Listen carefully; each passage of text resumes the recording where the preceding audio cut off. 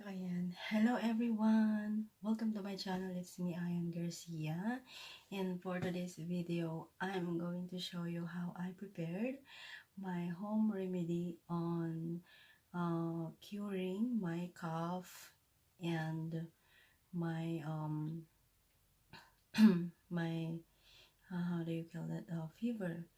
So it's been how many days? It's been 4 days since I catch the cold from my vacations in Valencia. So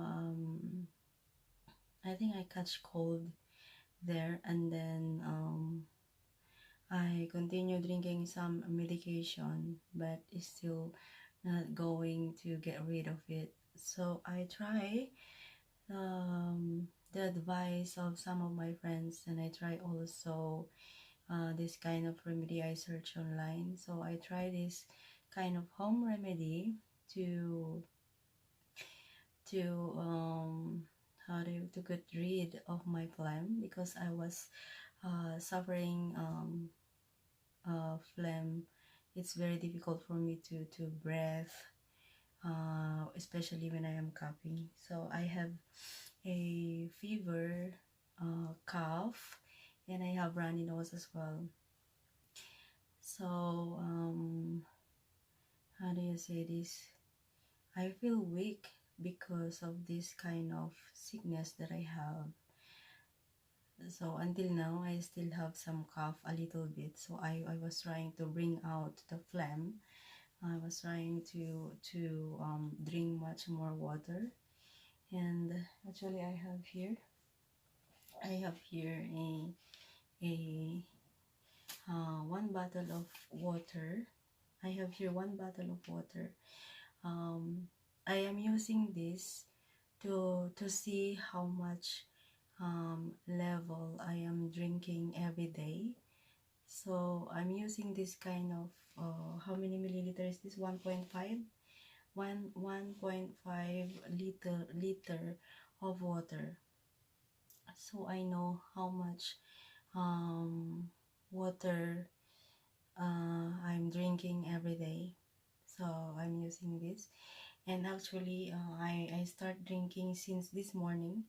So this is only the level of water I drink from this portion of water. So this portion is start from 7 a.m. So I only drink this kind of portion of water. So I supposed to drink this two times per day. But um it's really, how do you say that, hard for me to finish this. So yeah, they also advised me to drink more water, and because I'm not that kind of drinking water a lot, especially if I am working. And if I am working, I never drink too much water because I am focusing on my work. And hindi rin ako pinagpapawisan. So hindi ako lagi pinagpapawisan, madalang akong pagpawisan. Yun yung problema ko. Kaya ngayon, bukas magja-jogging tayo bukas. Gusto kong magpapawis bukas ng magpapawis. And then ang tawag nito, I am also, nung nagpa-check up ako, kailan ba ako nagpa-check up? Nung nagpa-check up ako, guys, kulang ako sa vitamin D, which mayroon akong tinitake ngayon na pills para sa vitamin D. Kasi kulang ako ng vitamin D. So, yun. And, ewan ko bakit madali akong dapuan madali akong dapuan ng sakit. Mahina yata yung immune system ko. Kaya, anong tawag nito, yung immune system ko is hindi siya ganun ka-strong para anong tawag nito, ma-block yung papasok or mahawaan ako. Kasi I think nahawaan ako sa ewan ko, basta nakatch ko yung cold. So, yun, ang tawag nito, ang dami ko nang ininom na na gamot para dito sa natin, sa nararamdaman natin ngayon. So, kahit masama yung pakiramdam ko, nagtatrabaho pa rin ako. Kailangan kasi natin yun. So, yun. Problema ko, hindi ako masyadong pinagpapawisan. Yun lang ang problema ko. So, ano pa ba yung dapat kong gawin para mabilis yung pag-recover natin. And then, marami din nagsasuggest sa akin na gawin ko daw yung asin. Magpakulo ako ng asin at tubig. So, ginawa ko yun kanina. Nagpakulo ako ng asin at tubig. Ininom ko. Hindi ko naubos. Ilang higop lang ako nun. 3 higop lang ako. Tinapon ko kasi ang alat. Sobrang alat. So, mamayang gabi, magsusukob ako. So, gagawin ko yung sinabi ni Adam Fall. May sabi kasi siya na magpakulo daw ako ng asin at tubig.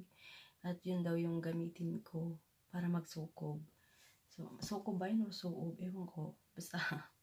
So, yun yung gagawin natin later. Ayan, magpapakulo tayo ng asin na may tubig para sa ating suob. So, gagawin ko yan mamaya. And then, itry ko lang itong lemon at saka honey. Titingnan ko kung may outcome siya. So, yun, gagawin natin ngayon. Yung honey at saka, honey at saka lemon. Yun. Gagawin natin siya for 2 or 3 days. So, yun. So, natatakot ako kasi yung paghinga ko is naapektuhan sa aking phlegm. Kasi yung phlegm ko nasa lungs eh. Wala siya dito.